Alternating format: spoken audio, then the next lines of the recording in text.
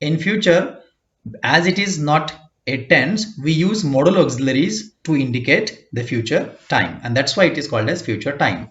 Now, this tense is often used with the verbs of thought like I think, I'm sure, I expect, probably. Keep in mind there is also difference when to use going to, about to, and be to. It is also used in a formal style, often in news reports. Look at this, it is again interesting. The CM to visit the tsunami hit areas, right? You must have.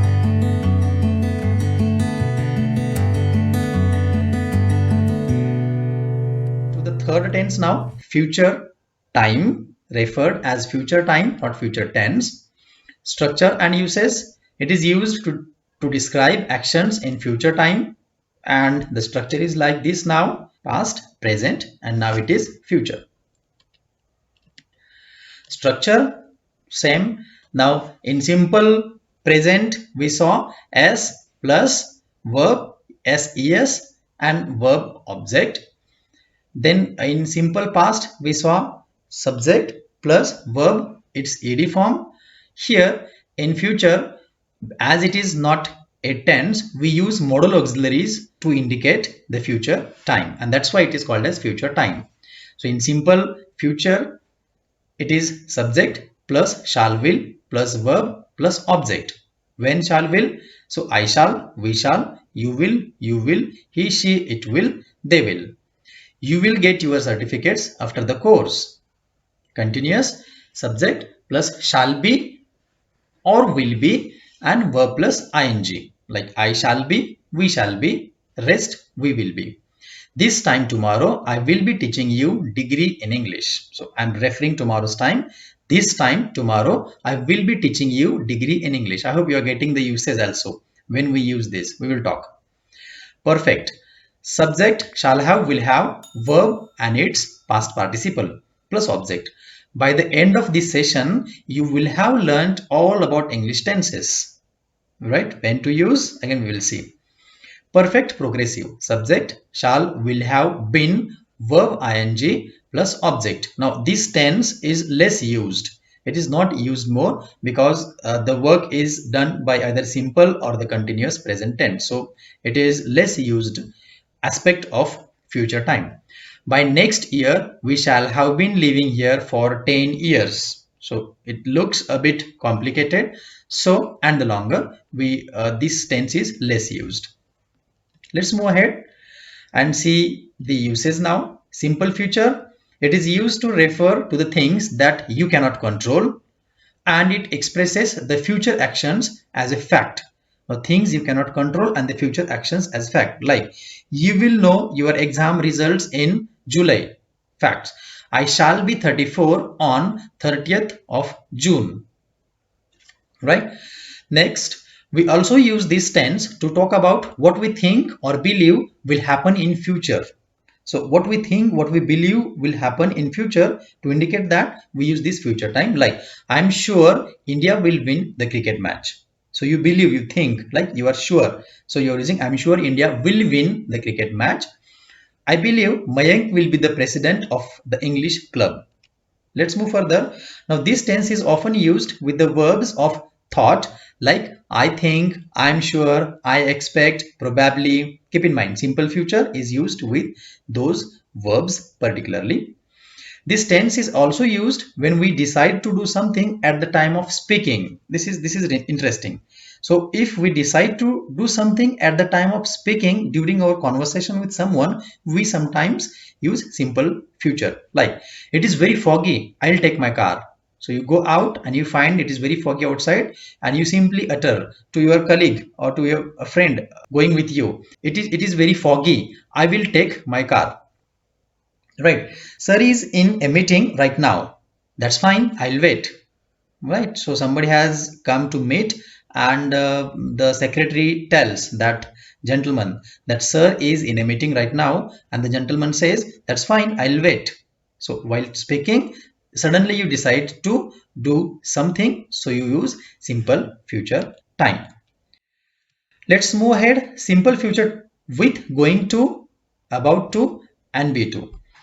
Now this is again very interesting. Simple future is not only expressed with the help of shall and will, we most of the time use these three phrasal verbs to express simple future, going to, about to, and be to. But there is also difference when to use going to, about to, and be to.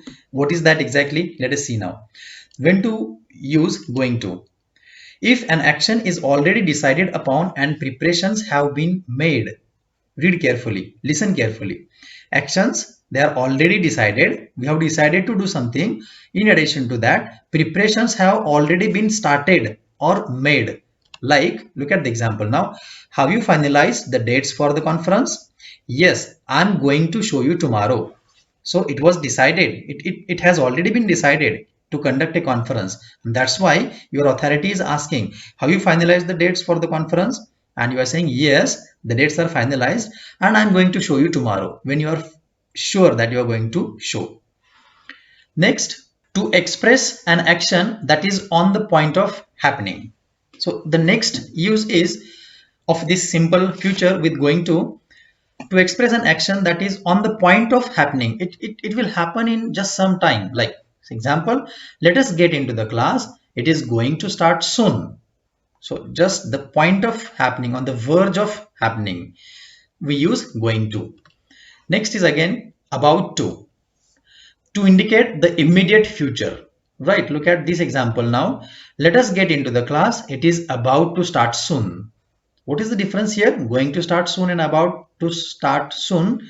Here we are using going to, and let us get into the class. It is going to start soon. Maybe 5-10 minutes are there, right? But here to indicate the immediate future, immediate. Let us get into the class. It is about to start soon. Maybe just in 1 minute or 2 minutes, it will start. Immediate future. B2. So what exactly is B2? It is nothing but forms of to be. How? To talk about official plans and arrangements, we usually use this, and let us understand with example. I am to visit your institute next week. So here am to, a form of to be, am with to is used to indicate simple future time. Also, it is also used in a formal style, often in news reports. Look at this. It is again interesting. The CM to visit the tsunami hit areas, right? You must have heard or watched such news. The CM to visit the tsunami hit areas. Here, the simple future is used with the help of be2. Let's move ahead. Future continuous and its uses now. To discuss the action that will be in progress at a time in future, we use future continuous. I suppose she will be singing when we enter the auditorium. Next, to mention the actions in the future that are already planned or are expected to happen in the normal course. So the actions are planned in the future, or they will happen in the normal course. The Prime Minister will be talking to us tomorrow 8 p.m. So it is already planned and it will be a kind of normal course. So you are telling it, the Prime Minister will be talking to us, the Prime Minister will be addressing the nation tomorrow 8 p.m. Future perfect. Let us see. Used to talk, the future perfect. Now, the third aspect of future time. It is used to talk about the actions that will be completed by or before a certain future time. Like, I shall have finished this course, English Basics for Effective Communication, by 23rd of May. So, what you are doing here now, you are talking about the actions that will be completed by or before a certain future time. Before this 23rd, you will have definitely completed the course. So, I shall have finished, you will have finished. Future perfect continuous, usually very less used, as just I talked before some time. It is used for the actions that will be in progress over a period or point of time and will end in the future. I will have been teaching at KIT for 10 years by next June. So by next June, I would complete 10 years in KIT. To indicate that, to tell that I use, or these tense can be used.